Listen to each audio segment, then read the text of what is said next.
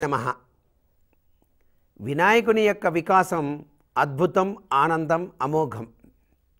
కోటి కోరికలు నెరవేర్చేటువంటి కల్ప స్వరూపుడు ఆయన. సంకటాలన్నీ కూడా తొలగించేటువంటి అదృష్ట దేవుడు. సంకటనాశక గణేశ స్తోత్రం అని చెప్పేసి ఉంది మనకి.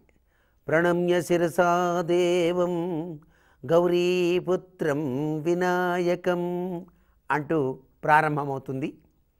ఈ సంకట గణేశ నాశన స్తోత్రాన్ని ఎవరైతే నిత్యం 3 సార్లు పఠిస్తారో వారికి అసలు జీవితంలో కష్టాలనేటువంటివి రానే రావు. విద్యార్థులకు విజయం తథ్యం. కళాకారులకు కళాత్మకమైనటువంటి విలువలు పెంపొందింపచేస్తాడు. ఆయన కళాకారుల పాలిట కూడాను నాట్య గణపతి కదండి. అందుచేత ఈ యొక్క సంకటనాశక గణేశ స్తోత్రాన్ని తప్పనిసరిగా వినాయక చవితి నాడు 9 సార్లు పఠించండి. మీకు తప్పనిసరిగా మీరు అనుకున్న కోరిక నెరవేరి తీరుతుంది అని చెప్పడంలో ఏమాత్రం సందేహం లేదు.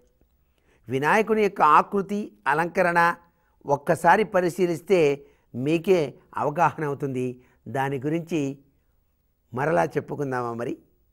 సర్వే